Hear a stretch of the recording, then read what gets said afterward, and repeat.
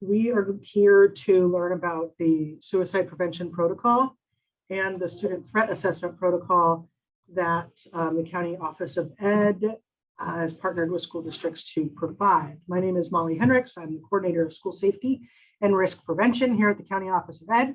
I'm joined by Shalene Peterson, our amazing admin assistant employee of the month here at the County Office of Ed. She'll be monitoring the chat and the Q&A as well, and dropping some things, some nuggets of goodness in the chat for you, including the first one, which is the sign-in form. So please sign in. For those of you that are MFTs or LCSWs, this is not a CEU'd type of deal, unfortunately. But maybe you could, I don't know, work that out with your supervisor. But as far as for training hours or such. Again, my name is Molly Hendricks, County Office of Ed, coordinator of school safety and risk prevention.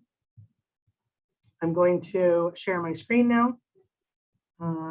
There will be things dropped in the chat. Please feel free to drop questions in the Q&A or in the chat, whichever you prefer. Q&A, I believe, gives you the option to be anonymous if you want to be anonymous. All right, here we go.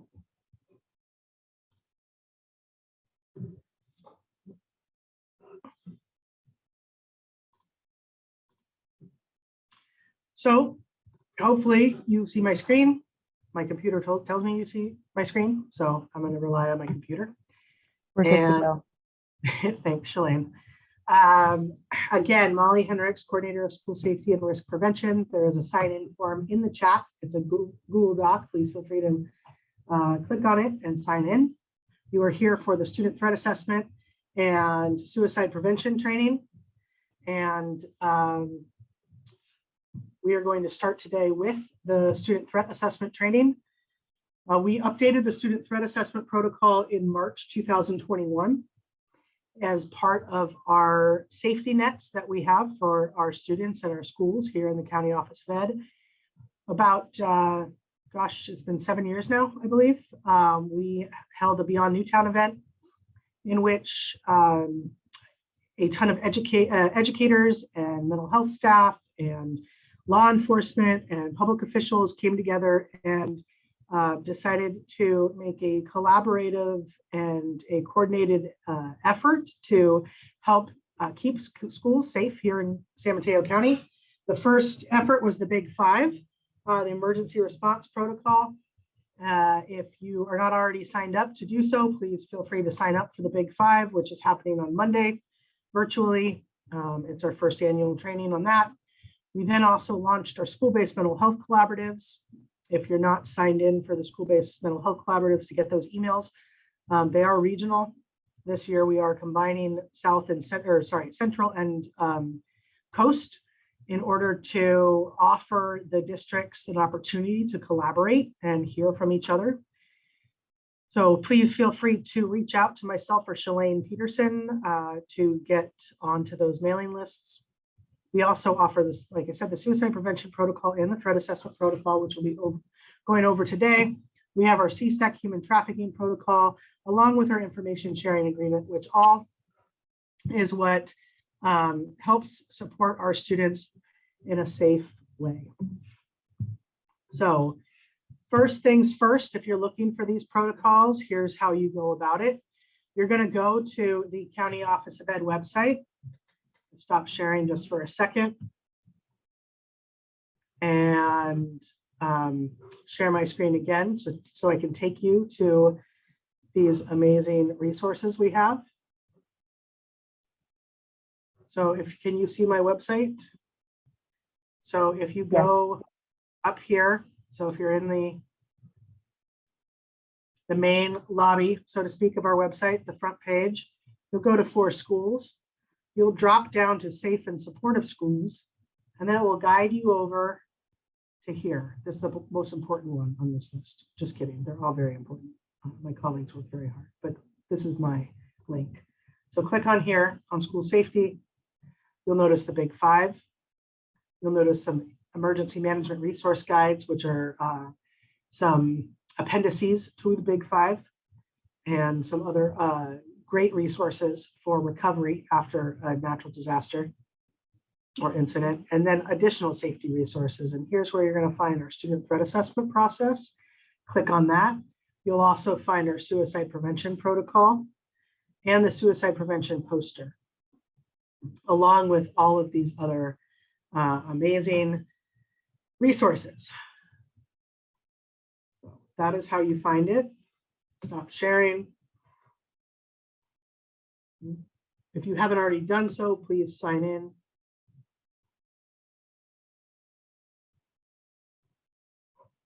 All right.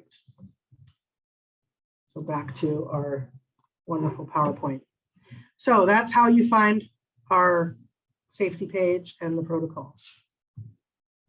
First things first, the student threat assessment protocol.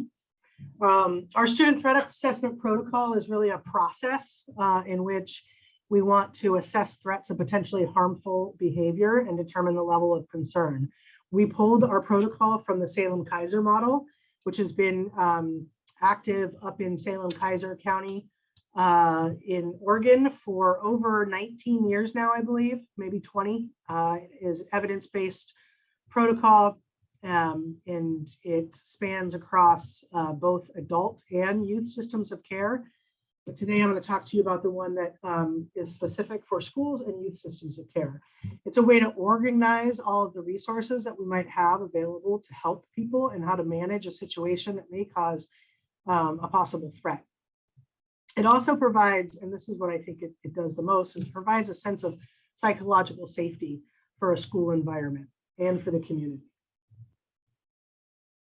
What we're looking to do is to really mitigate these threats, and how we're looking to mitigate these threats is by using the protocol and not just making preconceptions based on a profile or what we think a school shooter might look like or a violent intruder might be, but based on facts. And I'm going to talk a little bit more about that as we get into the protocol. It also allows us to increase our cooperation and our communication across different agencies, which is something we do really well here in San Mateo County. And one of the reasons why we're able to have coordinated efforts like this protocol is because we communicate across systems. It allows us to share different perspectives and different strategies. I know on this call today, we have an array of different educators, mental health staff, we have community-based organizations, we have some local law enforcement present, and all of you bring a different perspective to the table.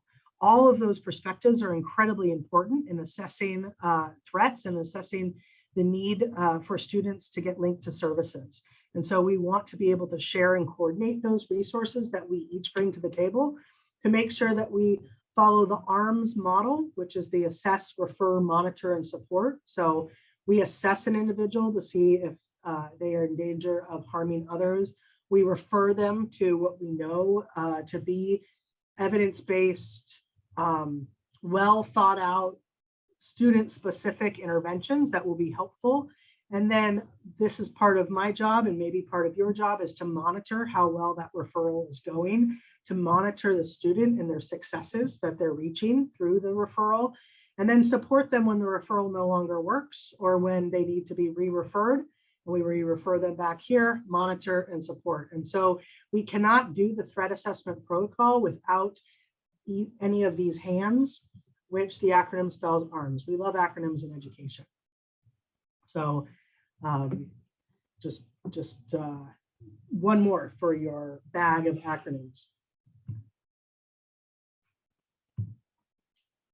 What we're looking for here in this is really the difference between a targeted and reactive threat. And so if you see here, you'll see some of the same statements, but they have one's listed under targeted and one's listed under reactive.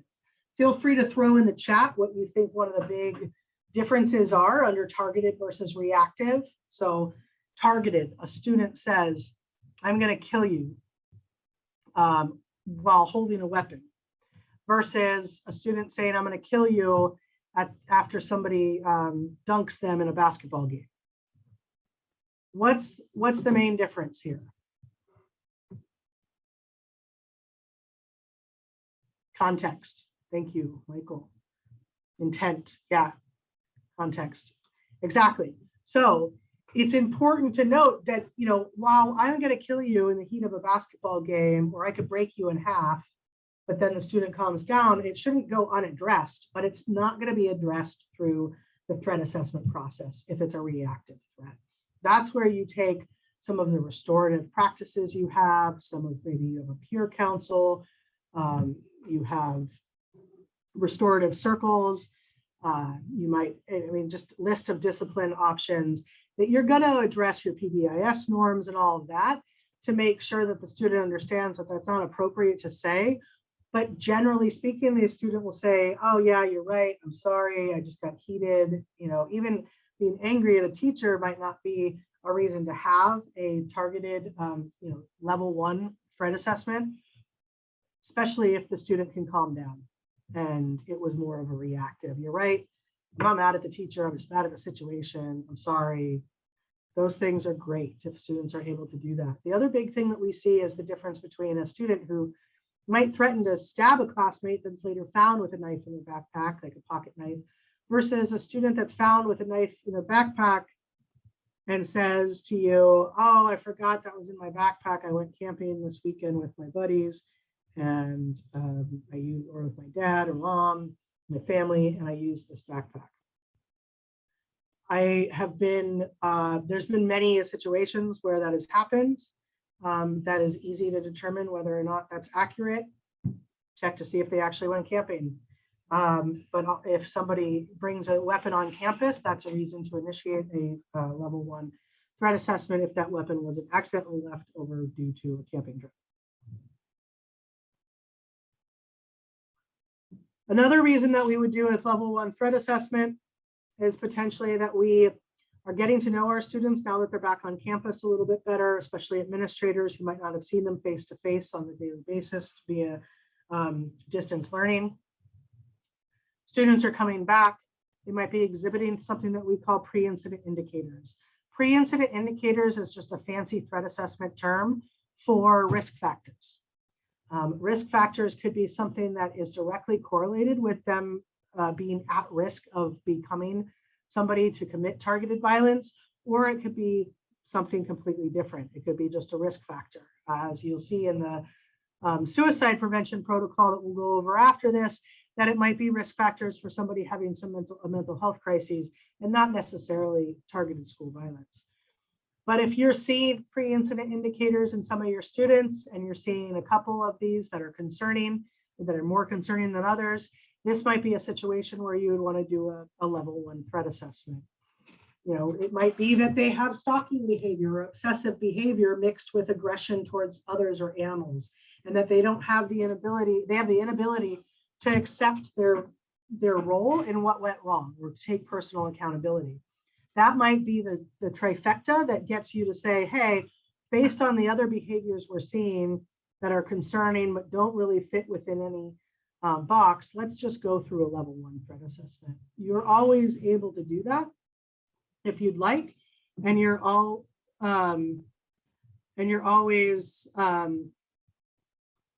able to call me if you want to run it through me. One person's trying to run it through me right now. Hi, Monique. Good to see you, or I guess see your writing. Student wearing a tactical vest, not saying anything threatening. Threat assessment, yes. Why are they wearing a tactical vest? And what kind of tactical vest is it? Because there's tactical vests. When I was in school, trench coats were really popular. So were like Ben Davis jumpsuits. It didn't mean that we were all mechanics. We just wore Ben Davis jumpsuits. I don't know why. It could be a trend, but we don't want to. It has a holster. I'm sure there's a lot to it also with this student. So I bet if you and I spoke, we could probably determine even more that it's not just their clothing. But also asking why. Like, hey, that's a unique style. What's up with the tactical vest? Where did you get it? Is it, a family heirloom kind of situation, or like wearing an old military jacket, or are you literally wearing an actual tactical vest, meaning that a police officer has the same one? So Again, looking at more than just one situation. But yeah, please contact me. All right, so moving on. These are examples of the pre-incident indicators. If you find that you have a bunch of pre-incident indicators in one individual, please feel free to reach out. One of the reasons why pre-incident indicators are so important is because of this case. You're all probably very well versed with Nicholas Cruz and the Parkland shooting. But did you know that 2 years prior, his neighbor's son reported that he had postings on Instagram with the guns being shown and stated that he planned to blow up the school? So concerning behavior right away. Were they real guns? No, they were a BB gun because he wasn't 18 yet. A couple months later, another student reports that he's been cutting himself. So self-harming behavior, yet he's deemed stable enough not to be hospitalized. About a year later, a blogger in Mississippi, states away, warned the FBI that somebody named Nicholas Cruz wrote on a YouTube page that he's going to be a professional school shooter. Again, more pre-incident indicators. 4 weeks after the death of his mother, and loss can be a pre-incident, not a pre-incident indicator, but we know that loss is a risk factor as well, because trauma does things to people, and loss and grief do things to the humans that not having those experiences won't do. So a woman in Palm Beach County, family that took him in, calls 911, says that her son has gotten into a fight and they're scared because he has a lot of weapons. So this was about 6 months prior, knowing that he already had weapons. The caller from MA tells the sheriff's office that Cruz is collecting guns and knives and could be a shooter in the making. The sheriff's office tells the caller to contact the Palm Beach Sheriff's Office because that's where he's residing. Again, kind of passing it back and forth, but a ton of pre-incident indicators being ignited here. A person close to the family calls the tip line, says again, he has guns, he's lost his mom, there's been concerns over that, he has suicidal tendencies, Instagram posts, access to money, access to guns, cruelty to animals, and that they are worried that he's going to be a school shooter. A month later, he is. So these are all the reasons why we do our threat assessment process, because if you would trace back into what happened during Nicholas Cruz's life, he was a child at one point. He was somebody who had a lot of trauma and a lot of issues that went unmet. A lot of people that weren't able to communicate with one another because they didn't have an adequate system in place. And so he slipped through the cracks and he ended up committing a violent act. And we're trying to not have that happen here. So one of the things that this protocol does really well is really target or point out the targeted violence continuum, where you have individuals who have some type of ideation or grievance. This might look like an individual student who has an issue with the school principal, starts talking about the school principal in a negative way on Instagram, or a school counselor or psychologist, or maybe feels that they've been bullied and they're, they talk about the bullies on Instagram or Snapchat. And that's what we call leakage, because as they move up the continuum, the more and more that happens, the more and more we're going to hear about certain things. So oftentimes where we get our information for our threat assessment is through the leakage.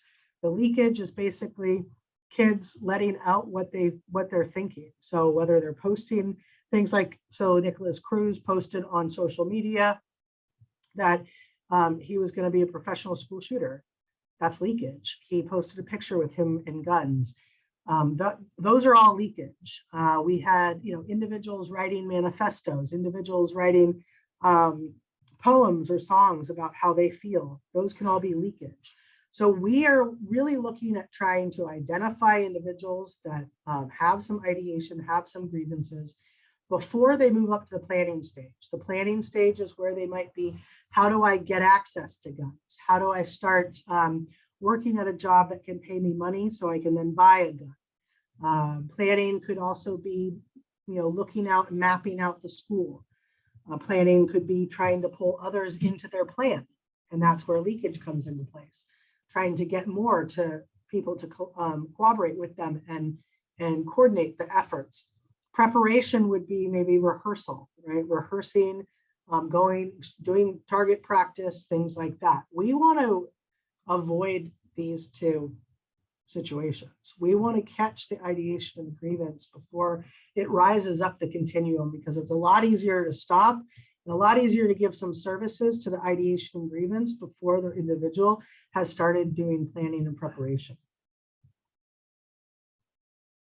So you have somebody that comes to you, whether it's they have an identified target, they've brought a weapon to school. Their threat or aggression or violence is causing considerable fear or disruption in activity. They continue to have an intent to carry out a threat. They have history of threat. This is an opportunity for you that have not maybe been part of a threat assessment team, or for school staff who are coming back on campus to kind of trace back to what happened last year, trace back to some situations and some history of things that might have happened in the remote world, and look at it through the lens of, now that we're back on campus, what does that mean? So doing more of a historical level 1 threat assessment. Also, if staff, parents, or students perceive threatening circumstances, it's always a better situation when you can tell a staff person or a student or a parent that we have a system in place for targeted school violence. We have a protocol in which it's evidence-based. We go through the protocol and we make decisions based on that, on the findings in the protocol. Knowing that a school site has a protocol and that the protocol is followed up with actions makes people feel psychologically more safe. You can also convene a level 1 if you're just not quite sure. So, Monique, you're not quite sure about that tactical vest. You could convene a level 1, and within 40 minutes, probably, you'd be able to ascertain whether or not that tactical vest is poor fashion choice and needing attention for some reason, or if it's something greater than that. So who should be on this level 1 threat assessment? I talk about the level 1 threat assessment. The level 1 threat assessment team is at the school site. Most likely you have one at every school site. If you're a small school district, or if you're a private school with a couple different school settings, you might have a level 1 team made up of the district or the main office. You're going to want different people, right? Going back to collaborating across systems, this is where it's really important, because an assistant principal thinks through the lens of an assistant principal or a principal. They think through the lens of all school safety. They think through the lens of litigious parents. They think through the lens of, what would my superintendent want me to do? They're all coming at it from an administrative perspective. We're also going to want mental health professionals, because we want to get that lens of, is this correlated with a mental health disorder? Are these behaviors indicative of symptoms that might lend to a diagnosis? You are also going to want to pull in safety professionals. I know a lot of school districts have opted to go without school resource officers this year. I know that the pandemic shifted a lot of our school resource officers as well, or our community officers, into doing other things. Now is the time to reach out to your local police department and find out who's working, if not the school resource officer or community resource officer's role, who's working the Monday through Friday, 7 a.m. to 3 p.m. shift, who's available during that time frame, and get to know them.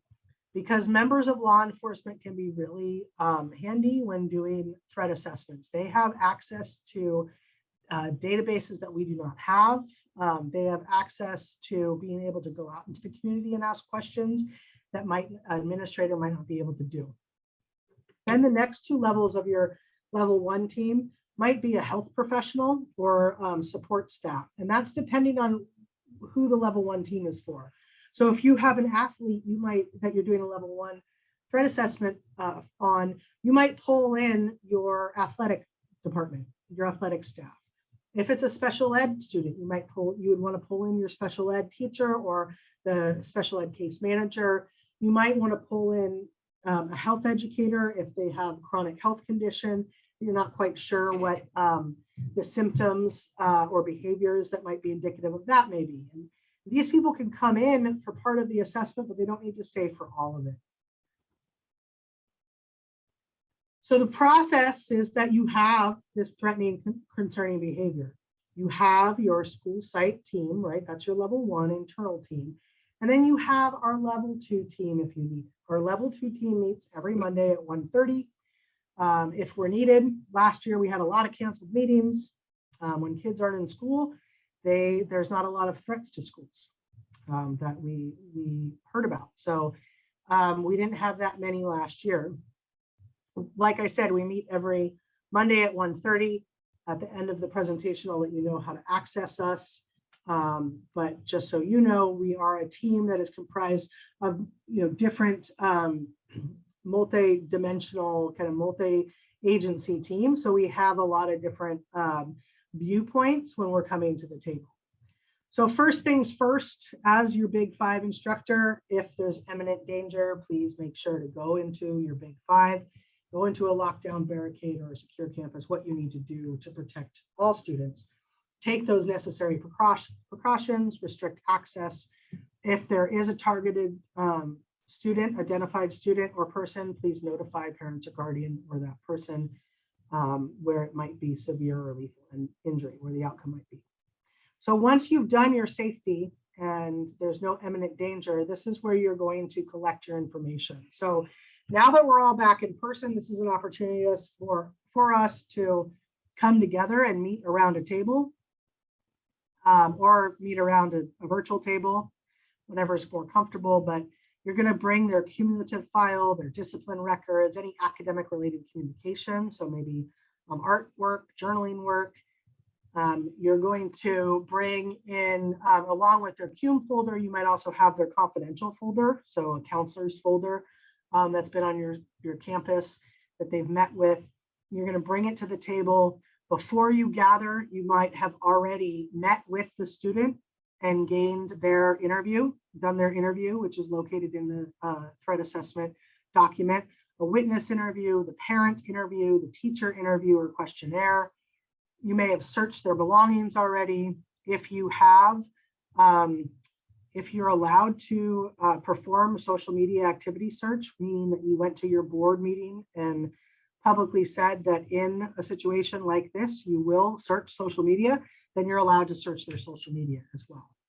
Law enforcement can be really helpful on that middle bullet point, the student and family criminal history. This is where you're going to want law enforcement to maybe do me a favor. Here's the names of the parents. Here's the names of some other relatives that are on their emergency contact card. Can you run the names to see if there's any weapons registered? Can you run the addresses to see if there's any calls for service? So when we meet tomorrow to do this level 1, or we meet today at 3 to do this level 1, we have some background information. That's where law enforcement comes in very handy.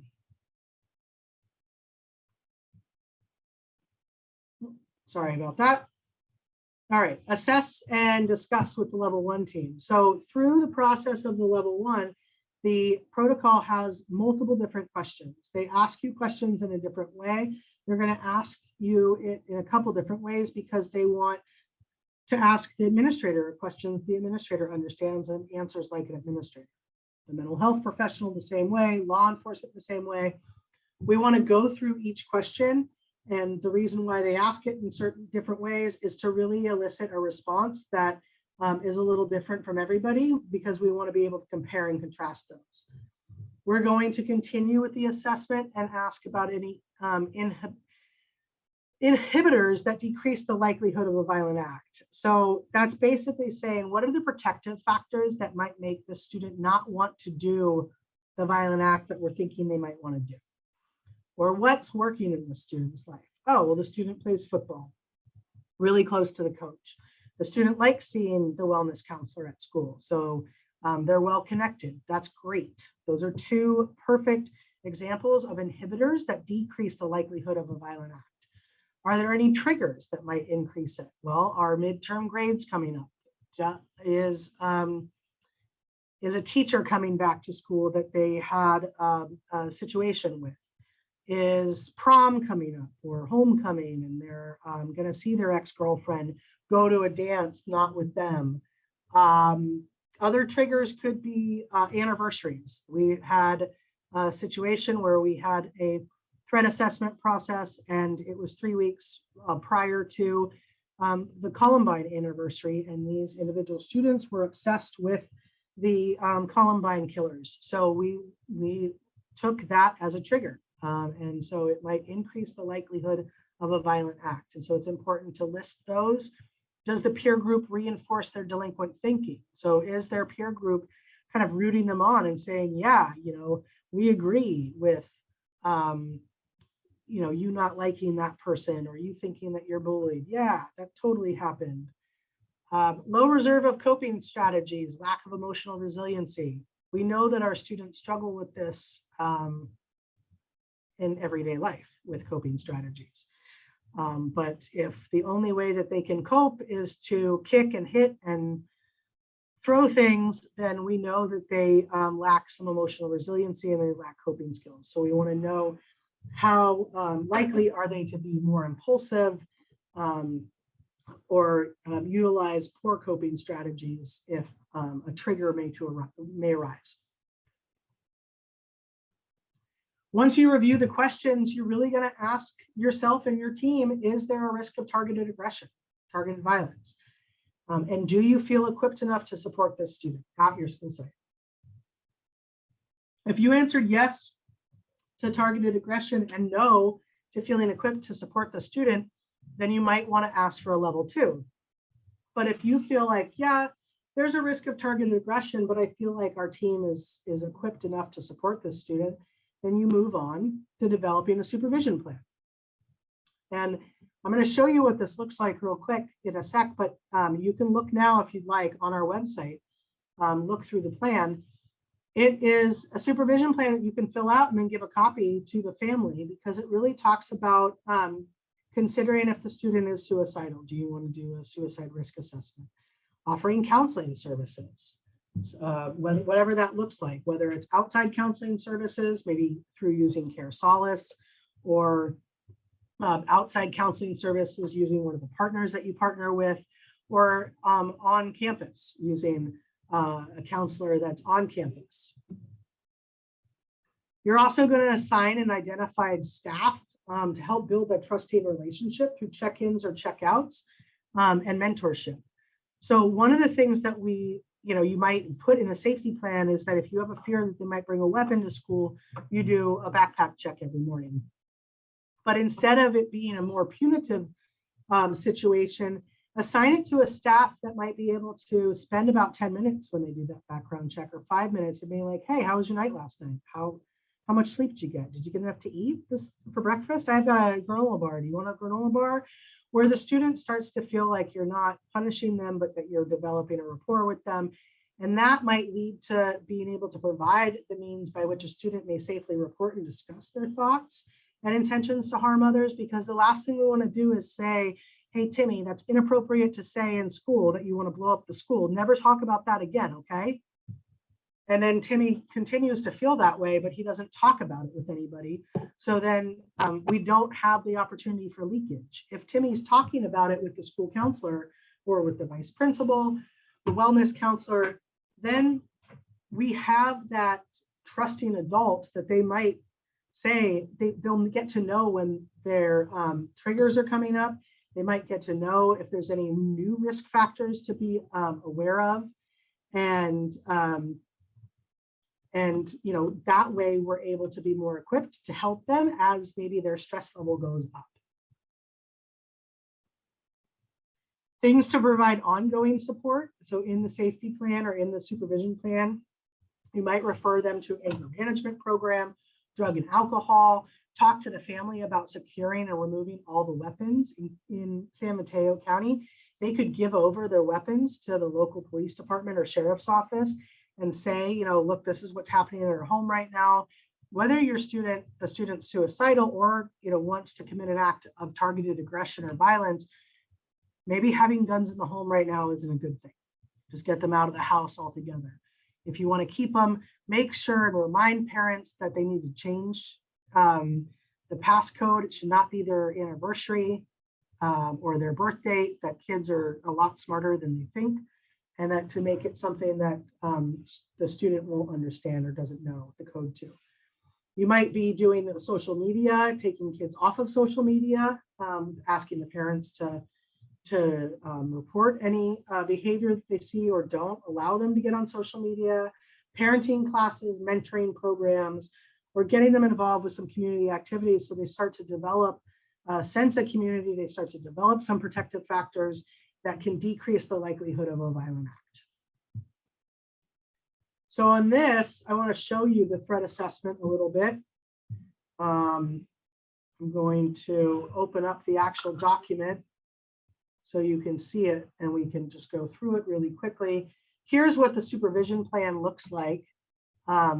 So you've got some of the immediate things that need to happen. And then you've got some individual and family options, right? So this is where you want to pull in the family and help them really think of a way to keep their child safe from doing harm to others, but also keep them safe as a family, or keep that student safe. And then you've got, in the second page, you've got some school options. So school options might be, you know, does the student meet the criteria for an IEP or 504 plan? What do you need to be done? You know, what needs to be done in order for that to happen? Do you need to modify their daily schedule, early and late dismissal to avoid certain people, random backpack checks, school resource officer, provide a means, again, that they can talk about, you know, what's going on for them, and then develop any other activities that they could do, any people that they could see. And then here's some options for community options, and then administrator options. So assign a completion date of expectations, routinely check in and see how it's going. So again, the idea is that this isn't a one and done. You don't just say, oh, the student had some threatening acts of violence or posts on Instagram. Okay, well, we wrote you up, we suspended you for 3 days and we did a threat assessment. So now don't ever do that again. We want to monitor, again, the ARMS model, right? Monitor and support to make sure that they're getting their needs met, but also make sure that the school is staying safe. And then it's signed. And so this way you can give a copy to the parents and to the student. This is also the questionnaire, the level 1 threat assessment questionnaire. We ask the students different questions, right? And then we're going to ask the parents and the teachers different questions. Here's a student witness. What did they say? What did they see? So I know that oftentimes administrators will do a report. They'll take a report down, but this asks questions and helps guide you. So you can ask the same questions to the same people. And so you can make sure that you're not missing something. So here's the parent and guardian interview.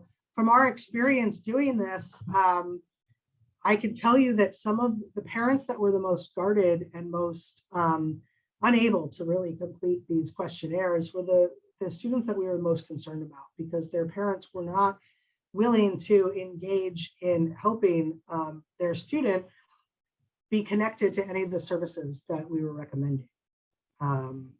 So again, other mental health services that they're connected to, are there drugs and alcohol issues?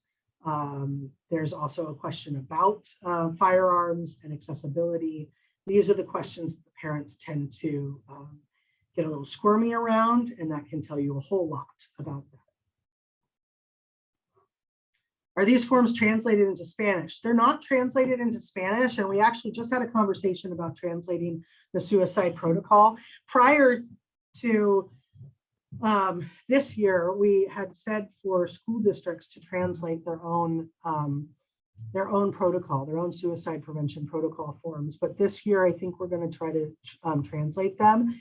These forms don't need to be translated into Spanish, because if you have a Spanish-speaking family or a Cantonese-speaking family, Tagalog, Tongan-speaking family, I would get an interpreter to actually sit with the administrator and go over these forms. You don't hand these forms to a parent to fill out.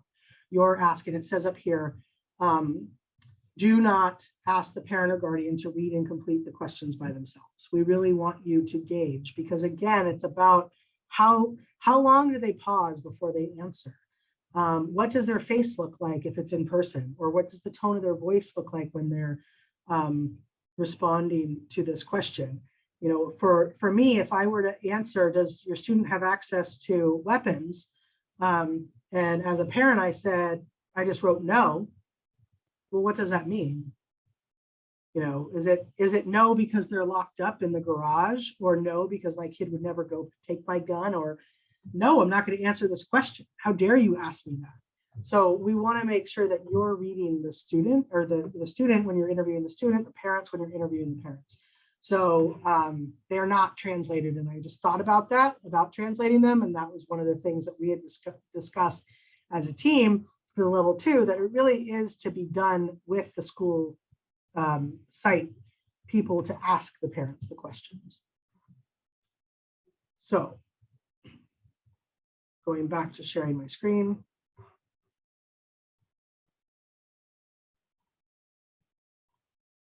Okay. And once you complete all the documentation of a level 1, even if you feel like you've reached a good supervision plan, then is the time to take that level 1, put it into a sealed envelope, a manila envelope, and write on it confidential for administrative eyes only, or administrator eyes only.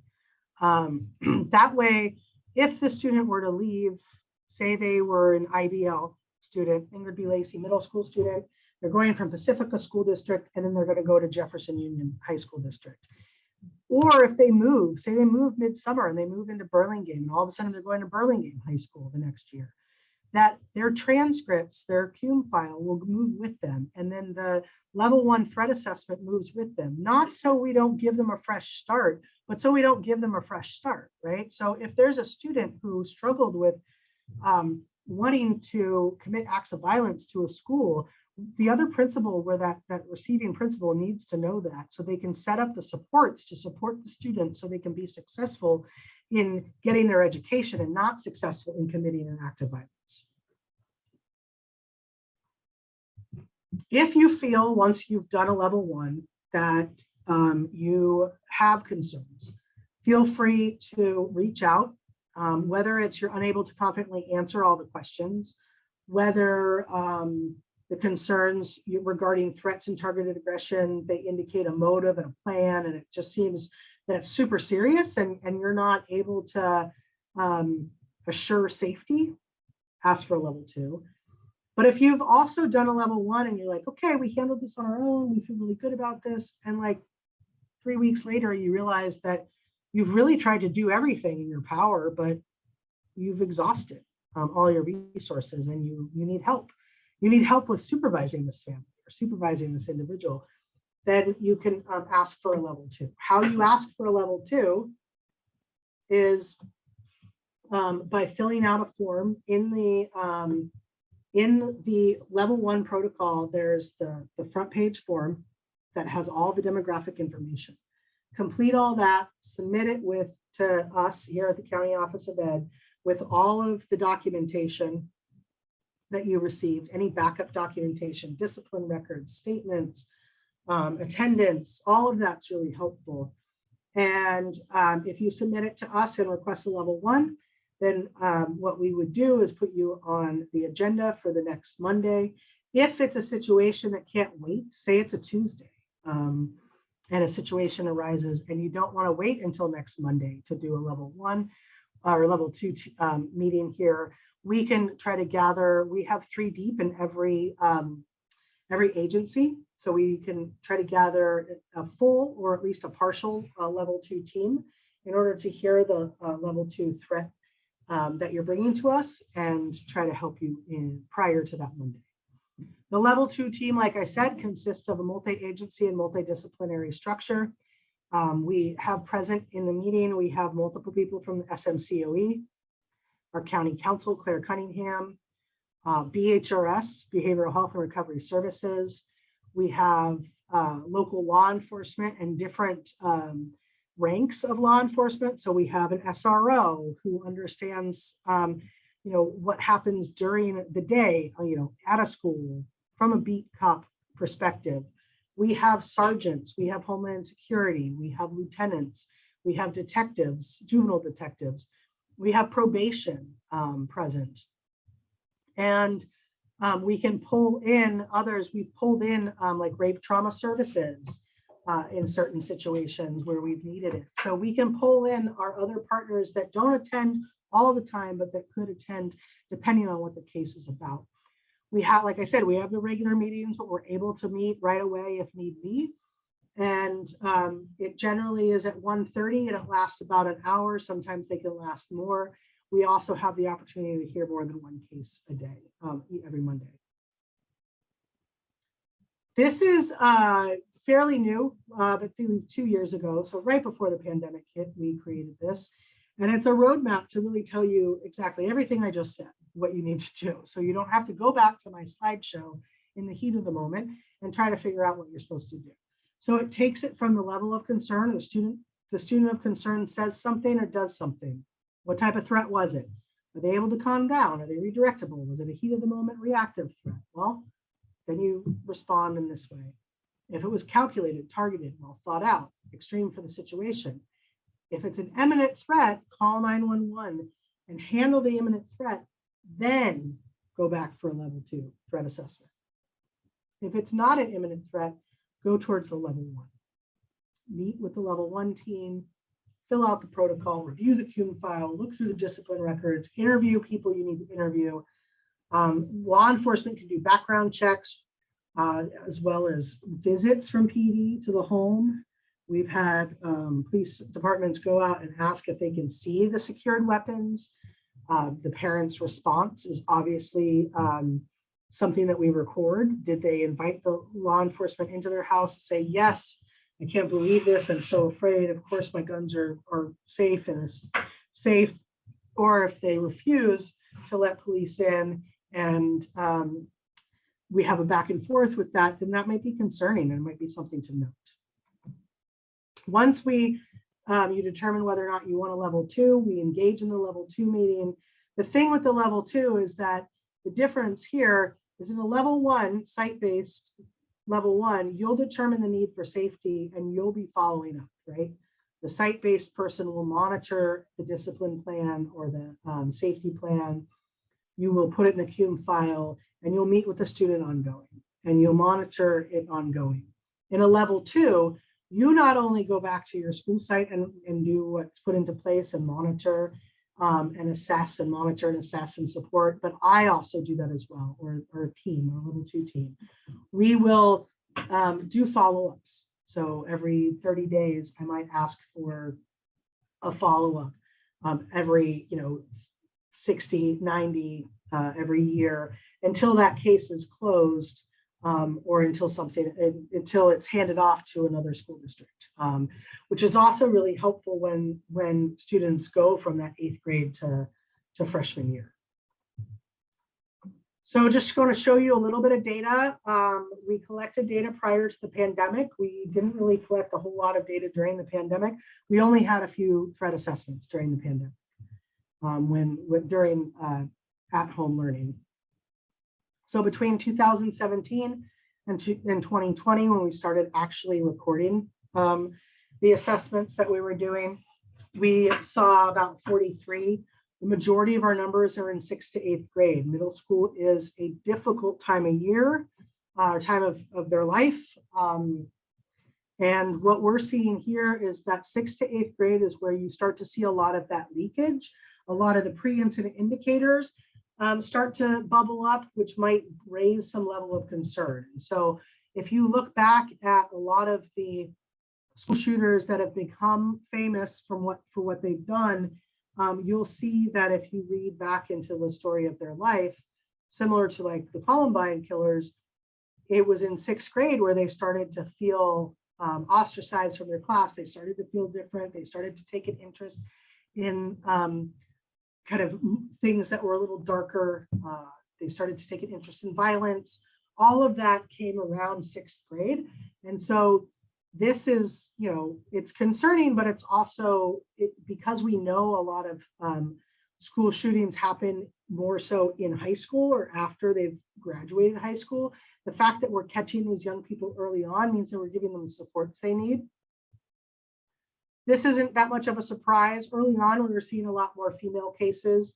As we've moved on throughout the years, it's evened out to be about 15% female. These are the different services that have been offered as a result of the level 2. As far as probation was concerned, it was because what they did led him to be on probation. It wasn't that they brought him to a level 2 and we put him on probation. They came to our level 2 with a pending court date that usually led to probation.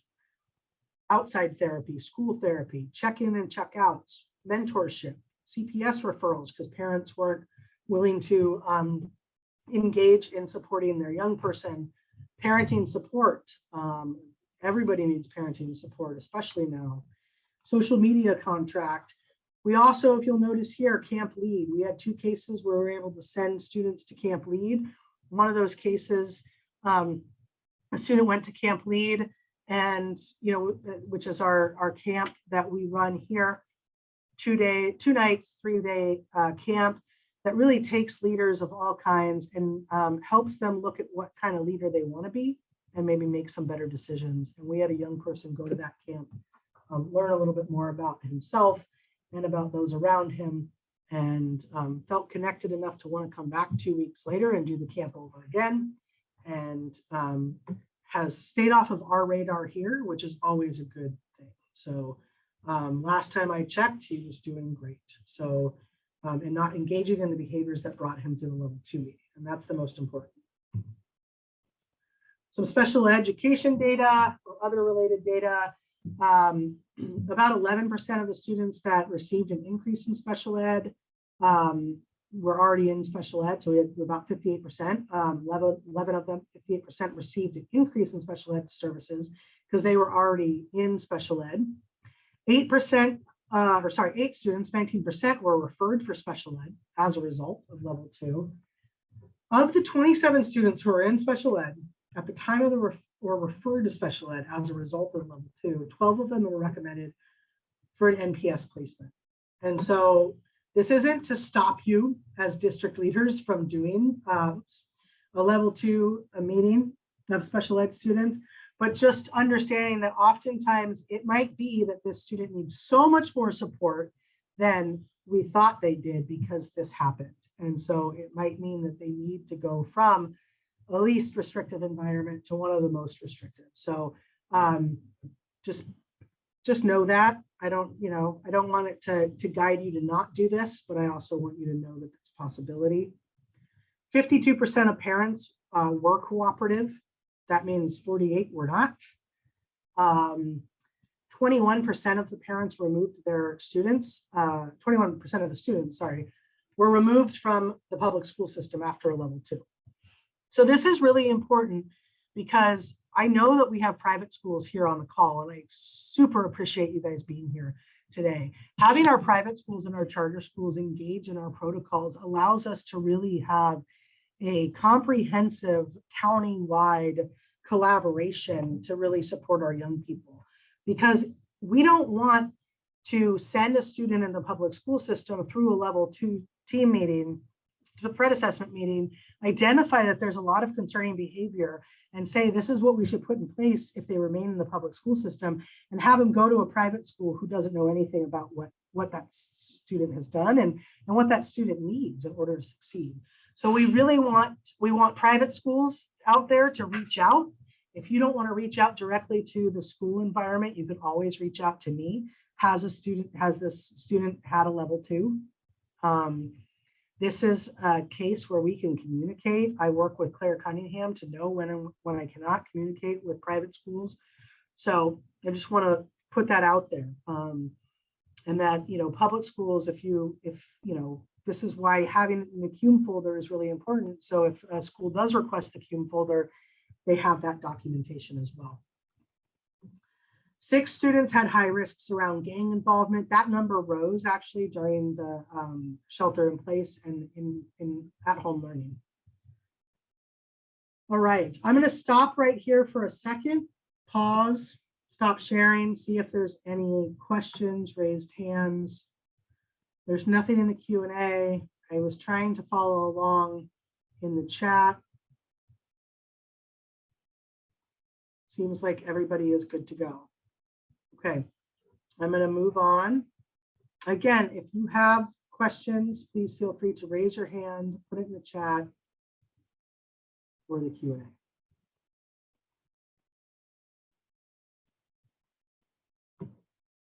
Okay. So moving on to the suicide prevention protocol.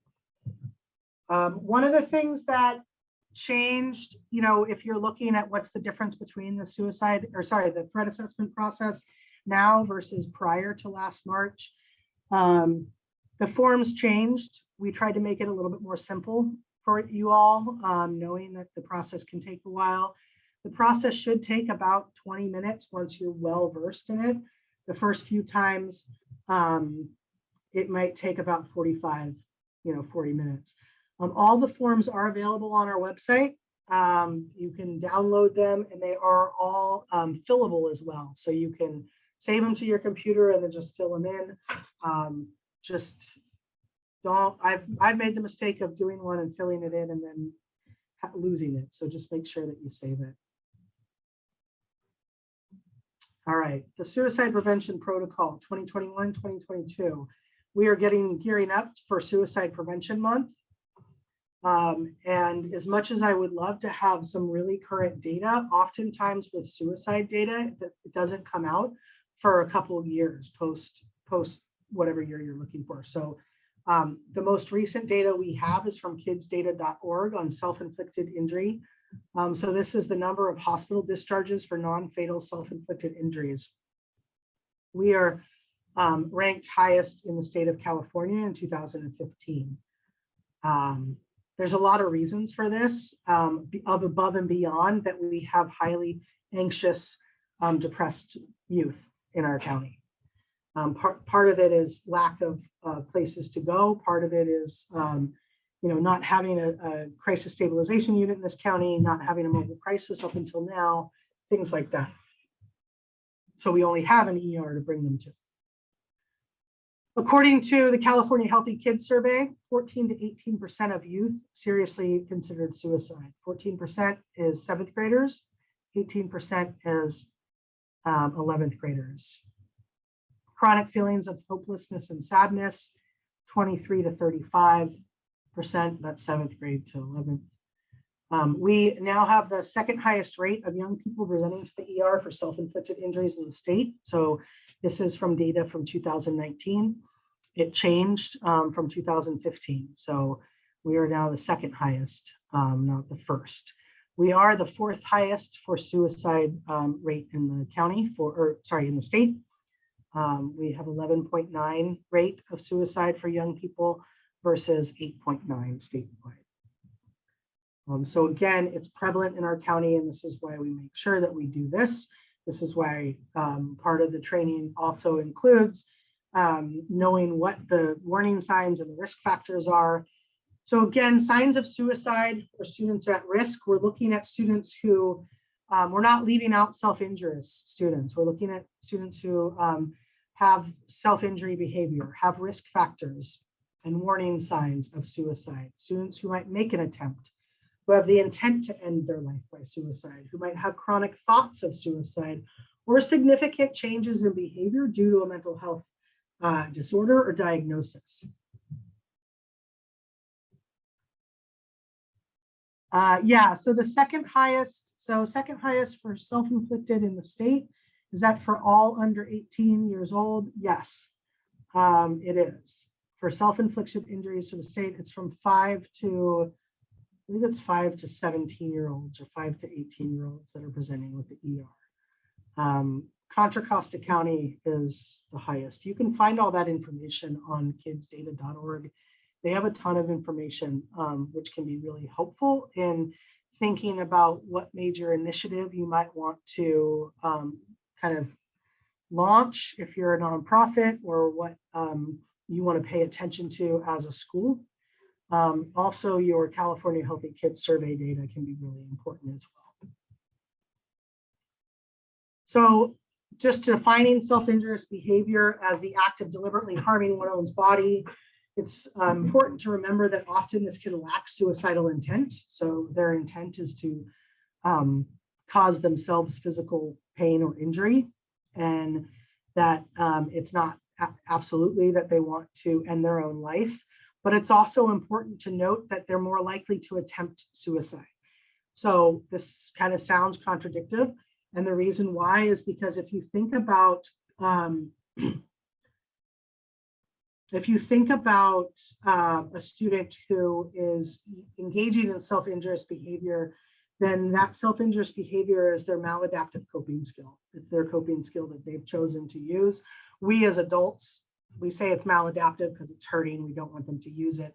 It's also that if you don't get help for, like alcoholism, right, or using alcohol, the more alcohol you use over time to cope, the more likely you are to increase the use of your alcohol if you don't get treatment or you don't get help for what you're trying to cope from. So if they don't get help from what they're trying to cope from, then the more self-injurious behavior they might need to use. Eventually, self-injurious behavior might not do the trick anymore, and they might need to kind of increase that, either like how they're doing it or when they're doing it or how often, and that could lead to a suicide attempt because their coping skills no longer working for them. In the chat, it asked 11% of students attempt suicide or suicide attempts succeeded. So it's 11% of students who have seriously considered suicide. So going back, real quick, rolling back, it's 14, not 11. So 11.9 is the suicide rate. So 11.9 suicides per 100,000. So that's the rate, state rate. The 14.8 to 18% of San Mateo County youth report seriously considering suicide in the last 2 weeks. That's a California Healthy Kids Survey question. All right, so risk factors. Risk factors are what you're going to know about the student, things that they maybe walk around with, parts of who they are, parts of their past that you might know about. It puts them more at risk for suicide, but it also can put them more at risk for a lot of things. As you look at these risk factors, a lot of these risk factors are also risk factors for other things that we try to prevent from happening to our students. Protective factors, these are things or buffers, so to speak, that we want to make sure that we give our students access to. Effective clinical care, easy access to a variety of clinical interventions, so medication, therapy, case management, therapy groups, maybe extracurricular activities, restricting access to lethal means, that strong connection to family and community support. This could also be a strong connection to a caring, loving adult on school campus. So now that our kids are all back on school campus, it's important for them to remember that every school campus should and does have a caring, loving adult who's going to care about that student no matter what, and notice when they're not there, right? And so that's one of the biggest protective factors. Other protective factors may be having skills in problem solving. So this is where our community resiliency model training for our students might be a really good option for you to do this upcoming year. And then sometimes cultural or religious beliefs can discourage suicide, and those can be a protective factor. Warning signs are signs that you're going to want to engage that student in a suicide risk assessment. And maybe have a conversation with them or get them access to be assessed. So statements, talking about it, writing about it on social media, looking for ways to attempt suicide, looking for ways to get a gun, looking for ways for pills, looking for other means. Rapid shift in mood or behavior. So I know that, hormonally and right now with, the pandemic still going on, trying to come back to school in person, other things happening in the world, that rapid and hormones alone, rapid shift of mood you can see that in students that we engage with. But this typically is a student who's sullen and depressed, who you're worried about and concerned, comes to school one day and seems totally fine and happy or content. You would say, oh, wow, that student actually feels content now, or looks like they're okay. I would be more concerned that they might have kind of come to terms that they're going to do something like take their own life. And that would be a big warning sign for me. The other thing about giving away possessions, we do have some very altruistic students. Sometimes they want to give away their possessions, and that's nice. But oftentimes students will give away their possessions because they want to make sure that they're kind of, doing their end of life things that we might do if we were having a terminal illness and taking care of our end of life business. This is a way of a student who doesn't have much taking care of their end of life business, so to speak.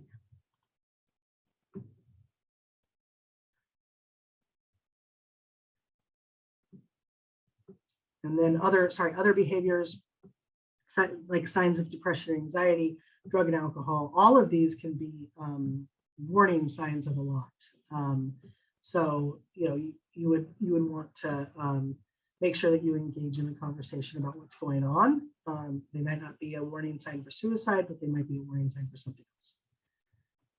So assessing the student, this is generally in person. Going through this, I will talk about what to do if they're in your independent study program or if they're off campus at the time. But assessing the individual, making sure that you remove any potential dangerous objects from them, completing the suicide risk assessment with the student, right? And this year we changed a little bit and we asked a bunch of questions. And so instead of sitting down with them and reading verbatim the suicide risk assessment, it really is a situation where you want somebody who's trained in this, a mental health professional or somebody on campus that's designated to do this, that knows the suicide risk protocol, right? That knows the assessment process. I know that number one is like, do you have a plan? Have you thought about taking your own life? Now, if I'm with a teenager, I might come to them and say like, hey, like we're really kind of concerned. You wrote something in somebody's class and it makes me think that maybe you're thinking of taking your own life. Are you thinking about suicide? That might be how you ask that student. You might also ask a younger student, like sometimes when you've gone through something like you've gone through, maybe there was a car crash or loss of a parent or something, you might think about going to sleep and never waking up anymore. Have you ever thought about wanting to go to sleep and never waking up? What does never waking up mean to you? So you might need to put it in terms that are a little different. We don't recommend that you read the actual protocol verbatim to the student, but you really use your clinical judgment and use your clinical skills to engage in a conversation with them, but make sure that you touch the questions in the assessment, because those are the questions that myself, the Suicide Prevention Initiative in San Mateo County, and Star Vista have all stated are important to ask. There's a question. I'm so Yes. sorry. There's a question in the chat. All right. In the student threat assessment team document on the school safety website, it states that a level 1 team comprised of a bunch of different people. We don't have SROs. Yeah, nobody has SROs. Barely any schools have SROs. So it's calling on your local law enforcement. So again, like I said, like in Pacifica, I live in Pacifica. Hey, the Pacifica people on the call. There's not SROs in Pacifica, but what they do every 6 months is they rotate their schedule. So every 6 months, I'm gonna know who's on, who the 3 officers are on duty at a time in Pacifica during Monday through Thursday or the weekend. I'm gonna know who they are. And so get to know who they are, at least their names. And again, if you can't access one of them, any officer will do. I do train the officers at CIT, Crisis Intervention Training, on these protocols, so they are aware of it. But if you know an officer, by name, utilize them. Another one, can you address confidentiality versus parent notification? I'm going to ask if anybody wants to expand on that. So confidentiality doesn't exist when it comes to threat assessment and suicide assessment. These are the you break confidentiality for harm to self, harm to others, and being harmed, right? Child abuse. There's no confidentiality. Even if you're an MFT in an office, this is the whole Tarasoff case that came out of UC system. Address confidentiality. So I think that notifying a parent that a student is suicidal, that you're allowed to do that. Any of you if any of you are here on the call from a private provider, so I saw that we had, One Life Counseling. I saw that we had YMCA of San Francisco, YSB, and things like that, places like that. If you have a MOU with a school district to provide services for that school district, you are considered a FERPA-based employee. Unless you have a facility use agreement, like our family resource centers have, then the Family Resource Center has HIPAA. They're under HIPAA. But if you are a school safety advocate, ERMS counselor, you're bound by FERPA, and FERPA's got a lot more leniency than HIPAA. And then the other question, so parent notification. So in terms of confidentiality in regards to what do we tell teachers, I'm going to get to that. You guys are all ahead of me. Calm down. I'm just kidding. But yeah, we're going to get to what you tell teachers eventually. So, but as you're assessing the student, you're going to discuss the outcome with your team members, right? So this is really great for you interns.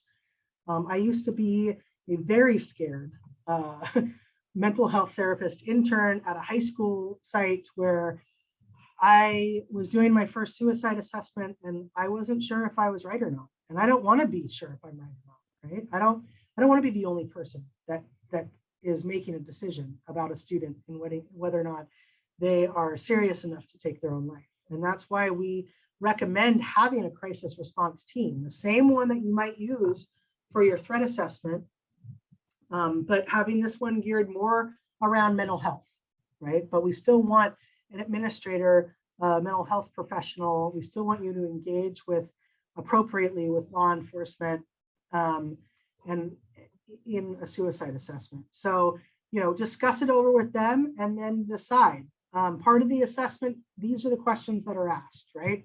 The intent, the plan, the means, past ideation, previous attempts. We also ask about changes in mood and behavior. We also ask about trauma and stressors, if there's anything more recent that's happened. We also, this year is new, this is what we put in new this year, buffers and protective factors.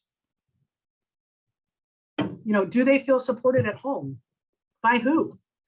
At school, by whom? In the community. Who's their support, so we can really lean on those supports, right? So if they feel supported, to really remind them that you have support around you. Do you get support via social media or friends? Just again, going over with them where they get supports. What are some reasons you want to live? Oftentimes you can be assessing a student and they might think that everything's bad, but then they're like, well, as soon as when I'm 20, I think things will get better because I'll be out of my parents' home or blah, blah, blah. Well, what does that look like? What do you want that? To have them focus more on these buffers. And this is part of what Star Vista helped us kind of implement and embed into the protocol, was to use the buffers and the protective factors a little bit more. All right. And then when you're in person, you're going to make a decision based on, are they high, moderate to high risk, low risk student? There's no, this isn't calculus. This isn't like, you know, algebra where there's a prescribed, you know, equation that if A times B plus C equals, you know, D. Like that doesn't exist here. This is, what do you feel as the professional? What's your best educated guess, being somebody that's well versed in suicide assessment? What do you think the student, where do you think the student lies? I can't tell you that because I'm not going to be with the student. So this is where you need to use your clinical judgment. Are they high, moderate to high risk? If they are, they should get further assessed. If they're low risk, which means, can you stay safe for now? Yes or no? No, I want to take my own life. I can't stay safe. Then they're not low risk, right? If they're like, yeah, I'm having these thoughts. I don't want to have these thoughts. They scare me, but I'm willing to do what it takes. Okay, so if we can include the family and do a safety plan, and I'll talk to you about the safety plan in a sec, then they could be low risk. We always want to utilize parents if possible for transportation. Here's why. We have 3 modes of transportation in this county, other than parents or emergency contact, to a psych emergency or the crisis stabilization unit in San Francisco. That is in the back of a cop car, in the back of an ambulance, in the back of the SMART vehicle, which is the San Mateo Assessment and Referral Team, which are paramedics that are specifically trained in how to deal with a mental health crisis. There's 2 SMART cars. I think there was one during the pandemic. I think they've started back up with 2, going at all times. SMART is unarmed. Yes, because they're paramedics. They don't carry weapons. And so you cannot call SMART without a law enforcement officer calling SMART. So you have to call an SRO. So you have to call the SRO. And generally what will happen if you call the SRO, or even if you call law enforcement, I know in Pacifica, a lot of times, especially if you get that connection with them, right? And they know you, they understand your process. They know you by name. They're going to say, oh, you did the assessment on them. Oh, they meet high criteria. Okay, well, I'm on my way, but I'm going to call SMART to meet me there. And then SMART will meet you there. So law enforcement doesn't have to do the questioning on top of SMART. Anyway, so there's 3 options other than parent. Terry Garcia also has a question in the chat. Okay, so there's 3 options other than the parent transport, and we really want to make sure that we use that. So some counties have trained crisis response teams that are able to assess blah, blah, blah. Yes. Okay. So in San Mateo County, we have law enforcement officers that are partnered with mental health clinicians that are rolling out this year. That depends on where you have. We have 20 municipalities. That means 20 different law enforcement entities in this county. It depends on the law enforcement entity. Law enforcement transport is generally only San Mateo PD, because they are closest to the hospital. And it's cheaper to have law enforcement transport them than non-law enforcement, right? Meaning SMART or paramedic ambulance. Youth SOS will probably not transport them to psych emergency unless, in Youth SOS is the Star Vista Youth Mobile Crisis that is happening this year. It's available for consultation right now. Next month, it should be available to go out to sites. I highly suggest, if you're on this call, to only use them when students aren't on campus. You are all trained. You will all be trained. Schools should be trained in being able to assess an individual, a student, have those counselors, and be able to refer them for a parent transport. I believe that Youth SOS has the option to transport in a situation where parents aren't available to transport. They will also be able to call SMART. So that's the other option. But again, unless there's a really good reason not to use parents, whether the parents can't get there, They can't transport them because they don't have a vehicle. The parents are not safe to transport them. Either they're hysterical at what's happening, whether sad or angry or in crisis themselves. They're intoxicated, which has happened, or they are one of the reasons why the child wants to take their own life, and you're filing a CPS report on that parent as well. Don't have the parent transport them. So just checking Q&A and chat real quick. Yeah, so I'm getting to the liability. When you're not on campus, in the protocol, it goes through what you should do. Basically, it talks about, obviously, if it's a low risk to low moderate and the parents have to be notified. If it's a low risk, low moderate, and the parents aren't safe for those reasons I said, then it's not a low risk, low moderate. You're making a CPS report because the parents are intoxicated, or the reason why the student is scared because they're being abused. You're going to work with the parents, though, if you can, if those aren't the cases, to get them to the hospital. If it's a high moderate to high risk, you're going to try to explain to parent or guardian where they should go. Take them immediately to the nearest psychiatric emergency room. I have some news on that. I will tell you in a second. Call ahead to the hospital, always, even when you're at school.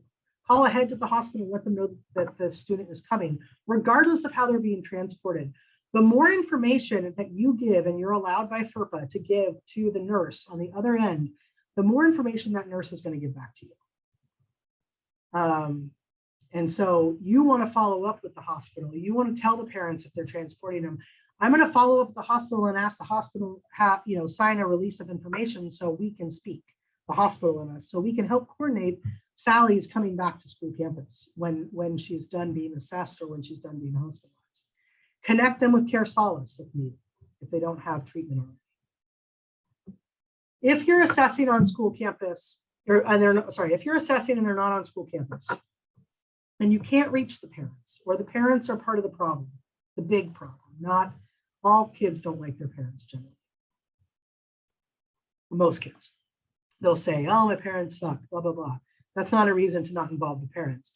My parents are abusive and I don't feel safe in my own home. Yes, you can contact Star Vista's Youth SOS team. It's the same phone number as the crisis hotline. They cannot transport, but they'll contact law enforcement and SMART and walk through law enforcement and SMART if you want them to, in order to transport. If you're calling law enforcement to transport, which is basically go out, do a welfare check, and then transport to the hospital, remain on the call with the student, or get somebody else to call law enforcement while you remain on the phone. Let the student know that you have to contact police. Call 911 and let them know where you're calling from, that you're working remotely maybe still, or that the student is an independent study student or didn't come to school. I'm calling because I have a student who's having thoughts of suicide. I'd like you to request that there's no lights, no sirens. Let the dispatcher know that there's a history of being really afraid of law enforcement. Request to speak with the officer when they get there. Is this all going to happen? Maybe not, but let's ask, right? Let's train our law enforcement and our dispatchers to respond the way we want to. Follow up with the hospital or the parent and guardian, and then document everything. Oops, sorry, touchy slides. Your question, psychiatric assessment locations. So if a parent were to leave campus with a student, they should sign a release to parent for psychiatric assessment form. This releases you of liability per county council. So liability to the school if we depend on the parent to transport. Yeah. If they sign that, it's no longer they're no longer your liability. If they don't take them, this is why you call the hospital. They're coming. And then in 45 minutes, you call them back and say, did they arrive? Well, they didn't arrive. Crap. Okay. Call the parents, or go ahead and call law enforcement and have law enforcement do a welfare check at that school or at the parent's house. It'll be the last time the parents don't ask or don't take them when they're when you've told them to.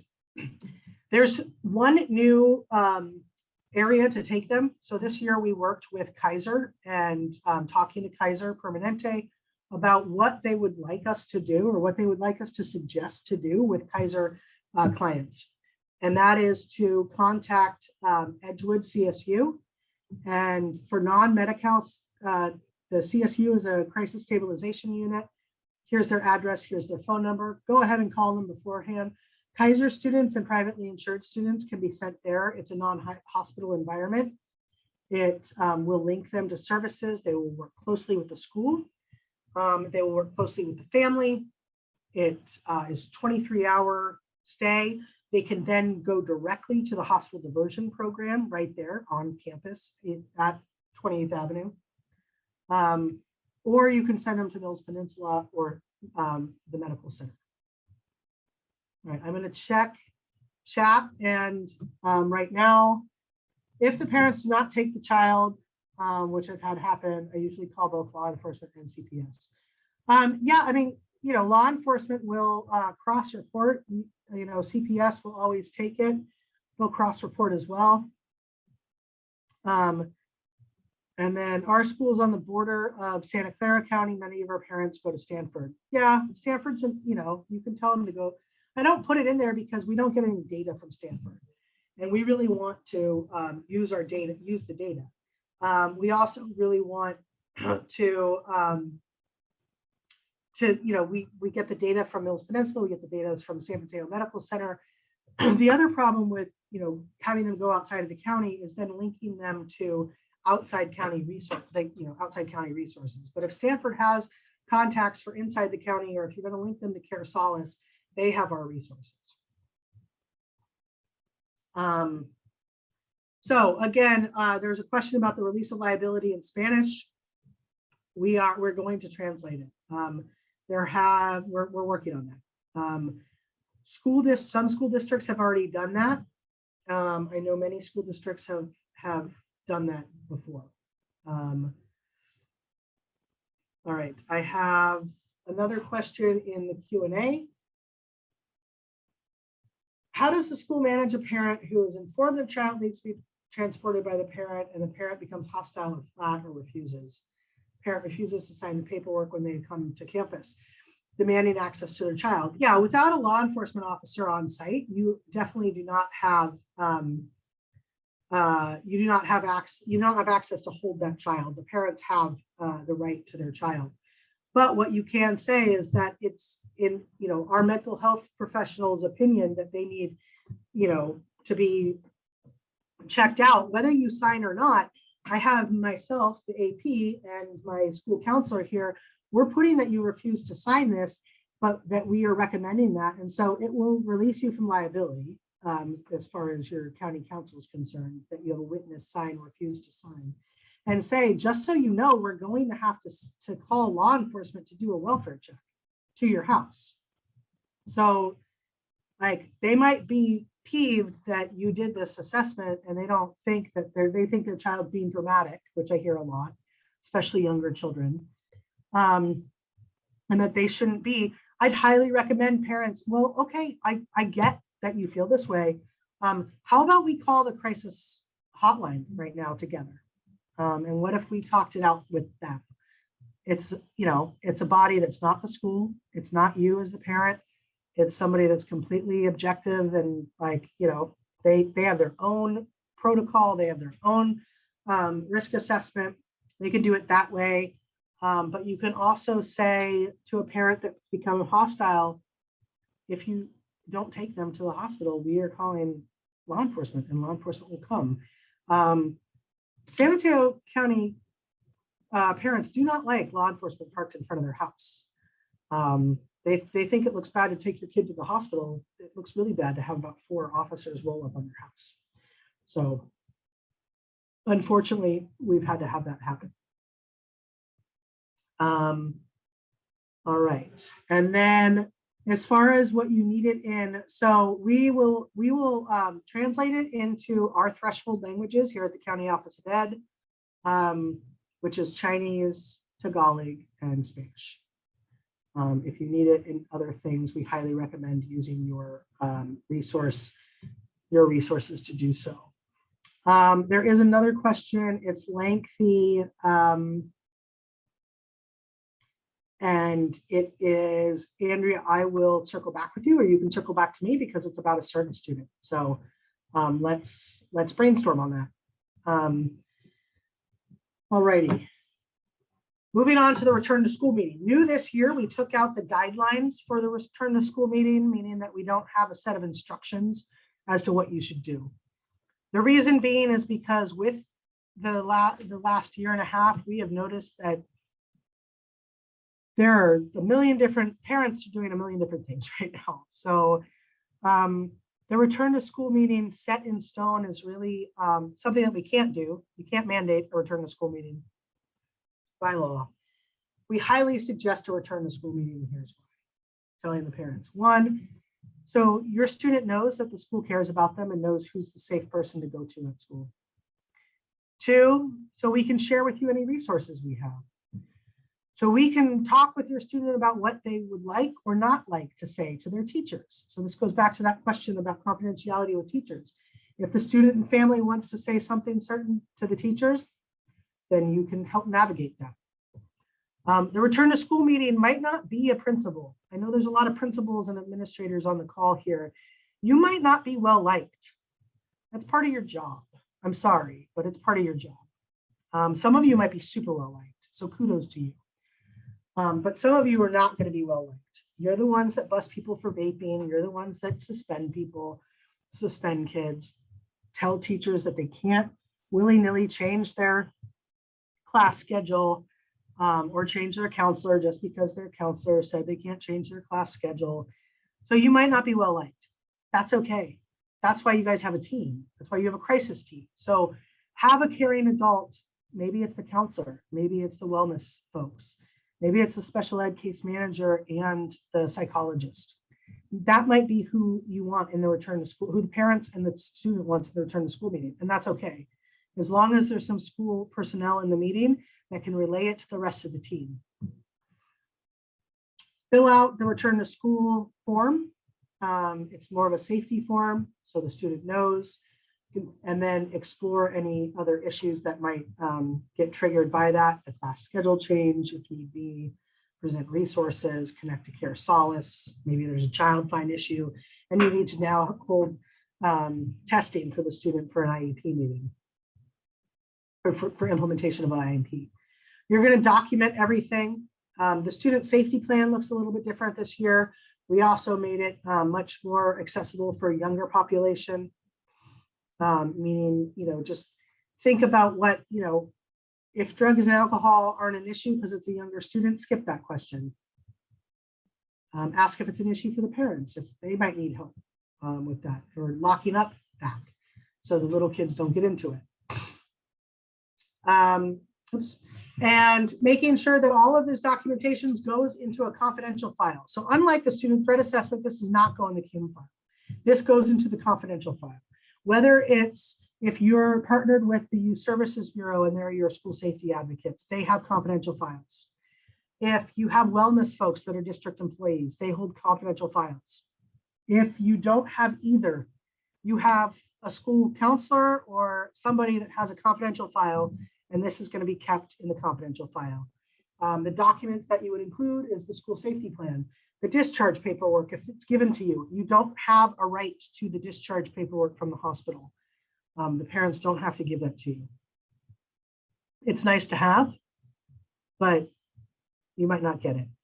Releases of information related to the incident. Child abuse forms, obviously related to the incident. The release for parents for psychiatric assessment form. That's your liability waiver, basically. And then the documentation of risk assessment. The documentation of risk assessment might be, you might have it online. A lot of people, a lot of school districts have it as part of their information system. If you don't print out a copy, that's fine. It doesn't need to go in the file as long as you have it somewhere, because every 6 months, I'm going to be reaching out to your district asking for this data, because we want, it's de-identified. I don't want that, you know, Molly Hendricks had a risk assessment on this date. I want that 5 females that are freshmen had a risk assessment at this date. 3 of them went to the hospital. It's de-identified, and it's so we can take funds that come to us through things like the Mental Health Services Act grant, all of the new CDE money for mental health that's coming in, and be able to actually give it to districts that have a high level of need. All right. Last but not least, the last section of the student suicide prevention protocol is responding to a student death by suicide. If we complete a risk assessment, the student is low risk, not hospitalized. Do I still want a DORA? Yes. I want a DORA every time you complete a risk assessment. So does that mean every time you ask a student, are you suicidal? And the answer is no, and then you don't go forward with anything else, then no, I don't need that, right? Because oftentimes you might ask a student who's in 7th grade, you know, you just said, like, you know, that everything in your life sucks. So are you thinking about suicide? And they're like, oh my God, no, just everything in my life sucks. Like, okay, so no, that's not a risk assessment. But if you go through a full risk assessment and you deem that they don't need to go to the hospital, and you can do a student safety plan based on the risk assessment, then yes, I want a DORA, because you performed a really big task of doing the risk assessment. I don't want it every time you ask a student, have you ever thought of suicide? Because that might be a question that you ask multiple times to multiple people multiple times a day. And if they answer no, never, or like, no, that's silly, I would never do that. Move on. So, but if there are reasons to complete a safety plan, then yes. All right, so responding to a death by suicide. New this year, we are going to be developing kind of a phone tree per se, for similar to what happens when you have a COVID case at the beginning of last year, right? What you had to do. This is similar to responding to a crisis. It's going to be, for this purpose, it's for a suicide of a student, or a very maybe a public attempt of suicide, or a well-known attempt of a suicide. The reason we want to know is not because we want to get into the school's business or the district's business, is because we have the ability to help you. We have the ability to provide coordination, whether it's on-site or virtual. We also might think bigger picture. Well, we look in CalPads and we see that the student is your freshman, but the student went to this, you know, went to Bel Air, say for, you know, 8th grade, and went to this school and has siblings, and that they go to this school. So we might need to notify those other schools, because those parents might not think to notify the other schools. We won't say what the parents don't want us to say, but we might just say, hey, you know, kid gloves with this kiddo, they're going through a hard time. Their sibling went through something or something. We also can pull in outside agencies. So BHRS has a community response team. I used to run it when I was BHRS. And what they do is they go out and provide emotional, psychological first aid, emotional support to communities impacted by traumatic events. That could be a school site. We also might link in Star Vista, especially if it's a known suicide, right? Because there are suicide prevention experts. It might be that we reach out to CARA, especially if the school has had multiple deaths and we're dealing with multiple levels of grief throughout the community. We might remind you to bring in your EAP. And you know, your EAP is your employee assistance program, which can be offer groups or you know, some check-in groups with school staff that might be struggling with the loss of a student. So instead of you as the principal, or instead of you as the lead wellness counselor taking on the having to deal with the family of the student that's lost, having to deal with your own feelings, having to deal with your own staff and students and community, bring us in. Notify us, regardless of the cause of death, for any death of a student. So we can offer you the support, you can decline it or accept it. We can also make sure that if we hear something else from another school site, we can see sometimes it's connected and you don't know. And we want to make sure that everybody is getting taken care of. We can also provide ongoing, parent trainings, parent supports. I've done, things like a Big Five incident has been traumatic. I've gone out and I've done Big Five trainings for parents after the fact. And it's been helpful just to set the parents' mind at ease that there's people other than just that school site that's helping the school site with these issues. In the responding to a student death by suicide section, we have sections that talk about if a family has permission to disclose it's a suicide, what's best practices? How do you provide support groups on campus? How do you mitigate suicide contagion? What do you do in case of memorials? How you don't do a school-led memorial, but what about a student-led memorial? And what's the appropriate way to deal with a student-led memorial? How to monitor social networking? What letters you send to parents and announcements to faculty and staff? Those are all templates.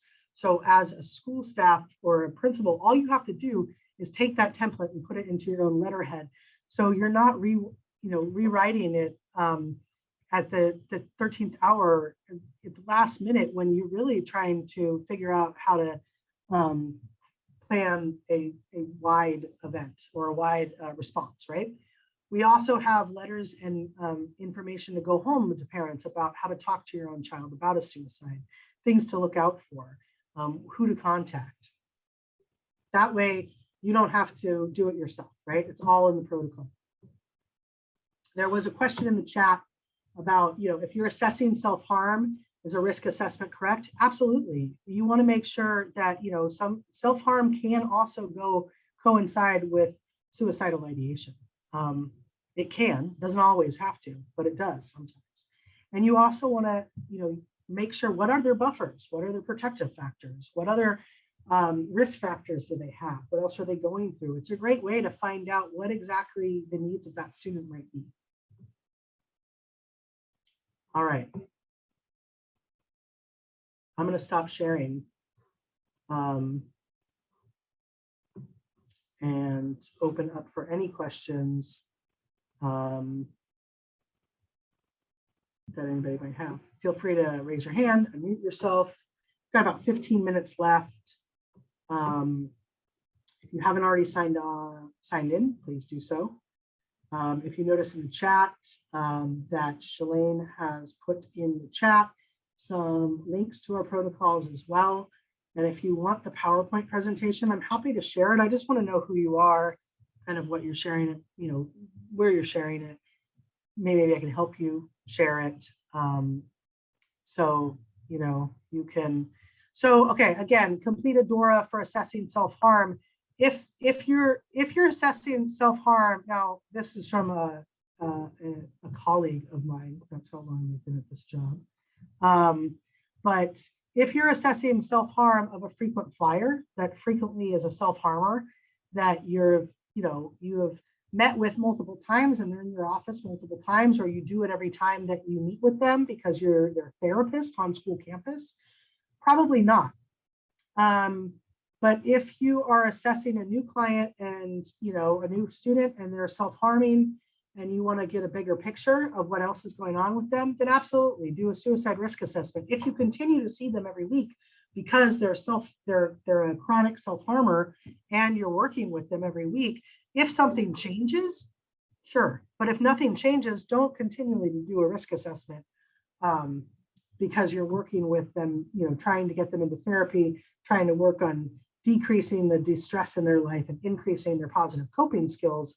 Then you've been a therapist probably longer than I have, the person asking.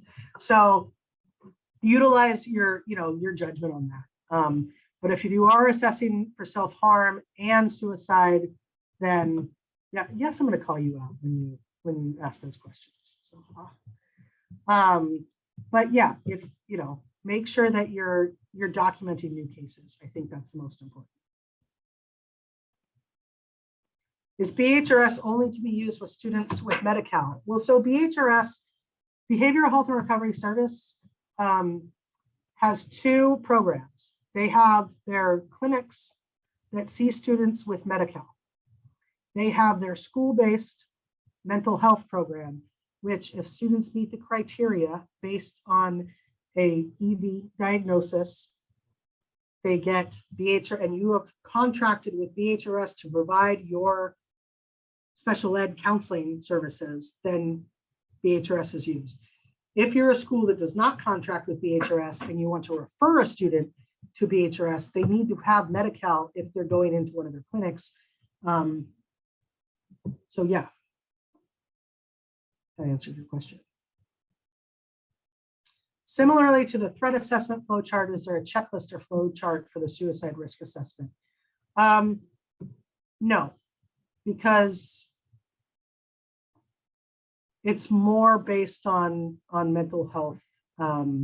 There's this, there's step-by-step in the protocol on what to do, but basically you're following the risk assessment. So email me instead of asking me for the presentation right now, but email me so I can send it out, because I'm not going to drop it to everybody, just because I want to make sure that everybody has my contact info and can follow up with questions if they have questions.